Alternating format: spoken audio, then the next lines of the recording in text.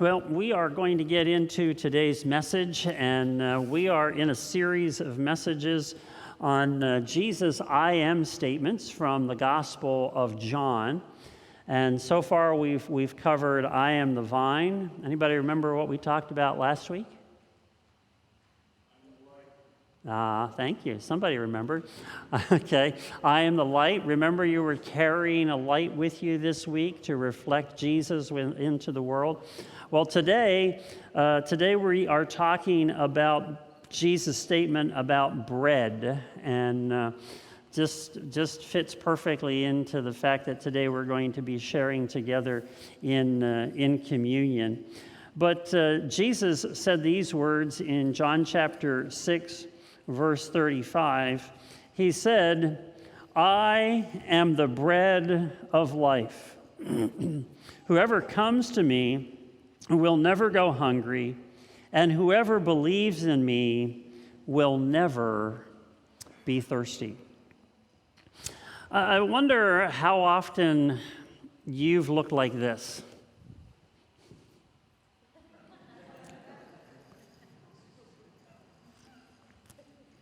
You find yourself staring into the refrigerator, maybe a cupboard, and you're just like, you're buried in there trying to figure out what is there to eat. Because something is going on in here, and you know that you are craving something. Now, let's be honest here this morning. How many of you, after you've been standing there a few moments, make the bold proclamation, See, you've all done this before, haven't you? Yeah. I mean, we stand there's enough food in that cupboard or refrigerator to feed us for a whole week, but most of the time we stand there because of some craving we have, and we're like, there's nothing to eat.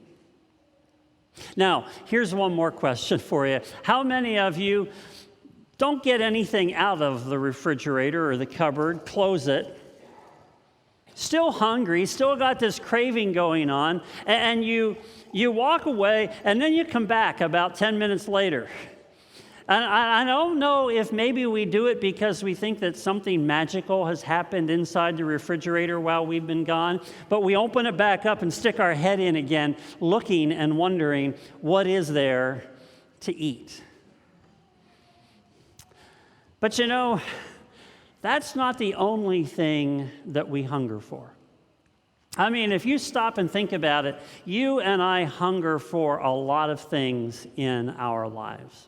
We hunger for recognition.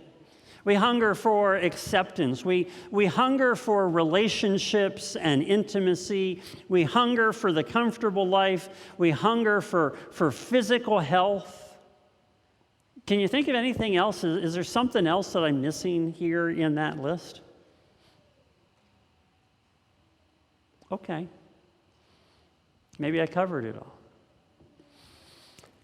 But see, here's what I want you to think about today. Just like our physical hunger that we often satisfy with junk instead of something healthy that our body really needs, we oftentimes feed these other hungers in our lives with junk as well. I mean, just think about it. When it comes to relationships and intimacy, we find all sorts of junk to fill those needs. And there are just so many things that we try and satisfy, but nothing does. And just as we suffer, let me see if this is true for any of you. As much as we suffer for eating that late night ice cream or that late night bag of chips, we also suffer as a result of the junk that we consume in an effort to feed all of our human hungers. Now, I don't know how many of you got it at the beginning of the service when I held up my Snickers bar. Anybody notice? I didn't ask them back for my Snickers bar. I had 2 of them. But anyway, anybody know what the commercial says about a Snickers bar? What does it do? Yeah, it satisfies you. I'm looking at you. Yeah, it satisfies you. You're nodding your head. Yeah. Snickers satisfies. How long will this Snickers satisfy you? I mean, you'll get the chocolate, you'll get the nuts and the nougat and all of that kind of good stuff. Anybody getting hungry yet? Yeah, all right. I mean, commercials do a great job of telling us what we're hungry for, and then also telling us what it is that will satisfy our hunger. But let me tell you, the insatiable hungers that you and I have, they didn't just arrive in the day of television or social media. I mean, don't you hate it when you have to start scrolling through social media and all you see are ads for things? Those insatiable hungers have been around since the days of Adam and Eve when they decided to take a bite of the apple. In the year 400, Augustine wrote this. He wrote a book called Confessions, but he wrote this one line that is probably the most oft-quoted phrase of Augustine, and maybe you didn't even know who wrote it, but this is what it says.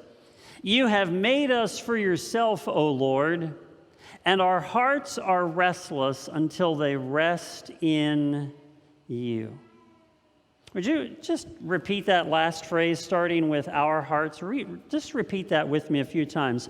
Our hearts are restless until they rest in you. Try it again. Our hearts are restless until they rest in you. Now this time, try it with a different word at the beginning. My heart is restless until it finds its rest in you. Try that with me. My heart is restless until it finds its rest in you. Augustine knew what he was talking about. Because ultimately our hungers, our restlessness can only be fulfilled when we satisfy ourselves with our relationship with Jesus. We may try to fill the restlessness or the hunger with lots of things, but ultimately only one thing will truly satisfy the need we are all trying to fill, and that's Jesus.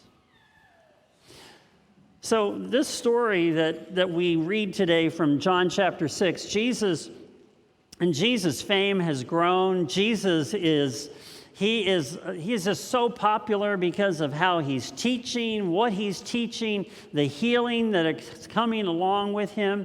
And because of all this, there is a crowd that is gathered around Jesus. There are over 5,000 people at this particular event. And as it was getting late, Jesus asked his disciples, "I want you to provide bread for all these people." And they're like, "You're crazy. We don't have it." I mean, they looked around and they're like, "This is more people than we could ever feed." And there weren't any food trucks back then that could drive, to the events so that everybody could be fed. And so the disciples are telling Jesus, just send them away and let them figure it out on their own. And Jesus looks at them and he says, "No," he said, "you are going to feed them." And in the process, what happens is that Andrew, Peter's brother, he comes to Jesus with 5 loaves. Now, I don't want you to think loaf of bread, okay? I don't want you to think king-size loaf of bread. I want you to think like a tea roll, like a little dinner roll that you get. It's probably that, and we're not talking tuna, okay? We're talking sardines, okay? So Andrew comes, he says, "Well, I got this little boy's lunch, 5 loaves, 2 fish. Jesus, what can you do with that?" And if you know the story, you know exactly what Jesus did with that. Jesus multiplied those 5 loaves and 2 fish, and he fed 5,000 hungry men, their wives and their children included. Now, here's the thing about this story that is so interesting, that once these people had had their stomachs filled, they made up their minds that Jesus needed to be their king. Now, I am sure that none of you have ever followed anyone just because they promised you a chicken in every pot. And only if you're a history buff will you know where that phrase comes from. Anybody? Yeah. No, it actually didn't come from FDR. It was just something that somebody made up about FDR, though. All right?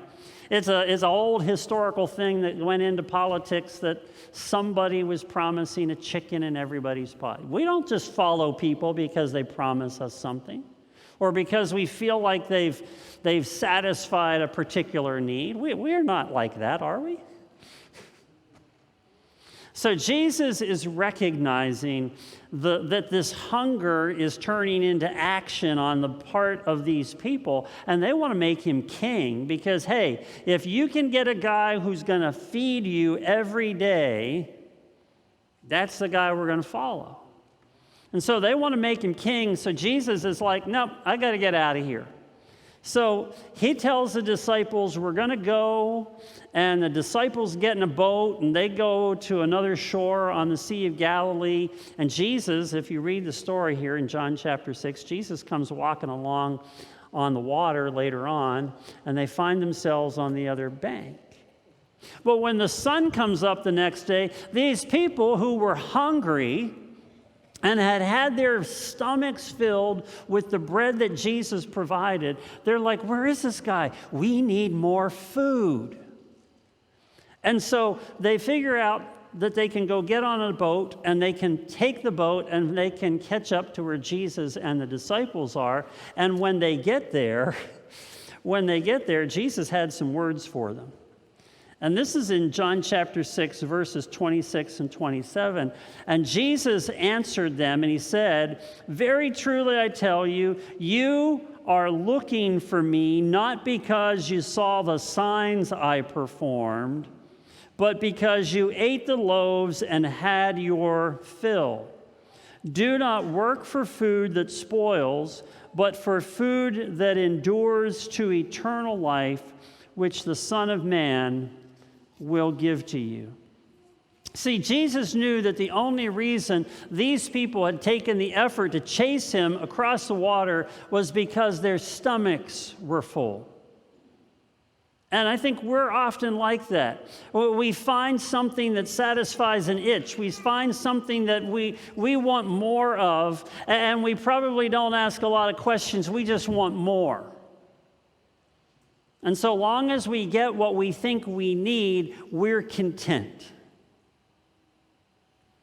And I think what Jesus is trying to show those people, what Jesus is trying to show us, is that what they want is so much more. They just want a good meal. They just want a good meal. And what they really want, Jesus recognized, is that they want the food that lasts. They want the food that feeds what Augustine described as restlessness. The crowd just wanted a full stomach, but Jesus wanted them to have a full life. They just wanted a full stomach, but Jesus wanted them to have a full life. And that's the same for you and for me. Jesus doesn't just want to fill your stomach. Jesus wants to fill your life. So all that brings us back to our own hungers, because honestly, we are forever searching for someone or something or some experience that's going to satisfy this restless hunger. And try as we may to find it in everything under the sun, the truth is you're still going to be hungry even if you find what you think you're looking for. Solomon, who was supposedly the wisest man in the world, wrote the book of Ecclesiastes, and in that book of Ecclesiastes, he outlines for us how he made a search for satisfaction in all things in the world. I mean, if you take the time to go back and read through Ecclesiastes, you'll see that Solomon tried to satisfy himself with money, with relationships, with experiences, and what does he say over and over and over again? Solomon says, it's all meaningless. He says, I've searched it all out. I've looked everywhere for anything that would satisfy this hunger inside of me, but it's all meaningless. And so when he gets to the end of Ecclesiastes, in Ecclesiastes chapter 12, verse 13, he says this, now all has been heard. I've told you everything that I've done, and here is the conclusion of the matter. Fear God and keep his commandments, for this is the duty of all mankind. I think had Solomon been alive when Jesus was here, he would have concluded that by telling us that what we are called to do is to turn our lives over to Jesus. Because you see, nothing is ever really going to satisfy your life until you meet Jesus. I want you to listen one more time to what Jesus says in this passage from John 6:35.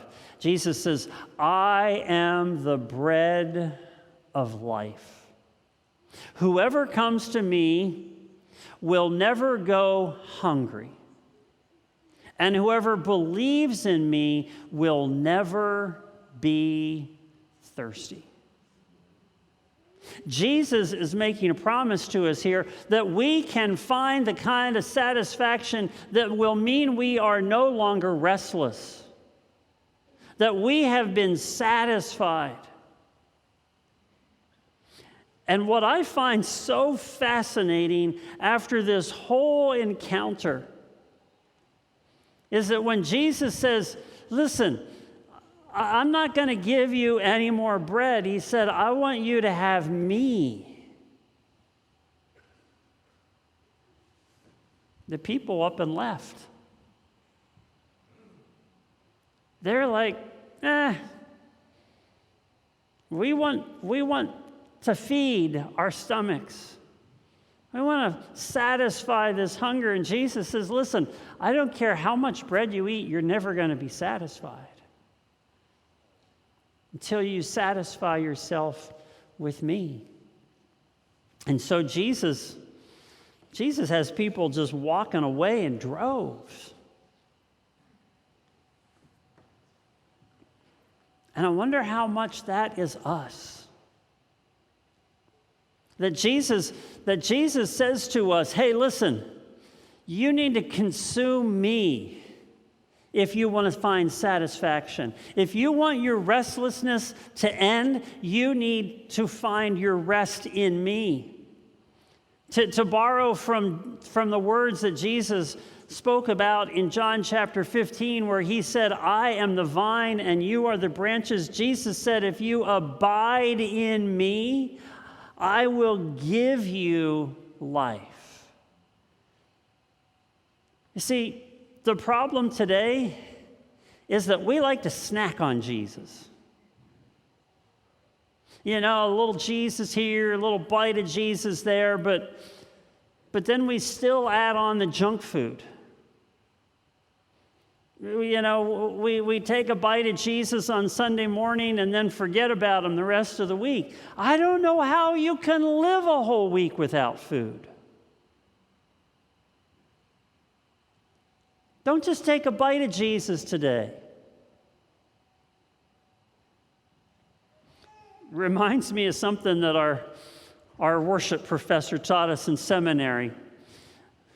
He said, when you give people a piece of bread, give them a hunk of bread so that they have to chew on it for a while. You know, those little tiny wafers, you know, they're great. if you're in a hurry and, you just want a little snack, But if you have to take a hunk of bread and chew on it for a while, you really begin to have to think about it. And that's what I want you to do today. When we take communion, I want you to take that piece of bread, and when we dip it in the cup and you take it and put it in your mouth, I want you to think about, what am I consuming in my life? I don't just want a snack. And I don't want something that's just going to feed my stomach for a little while. I want something that is going to satisfy my restlessness for the rest of my life. And that's my prayer for you today. Did you realize that the only thing that's going to satisfy your hunger, it's not a Snickers bar. It's Jesus.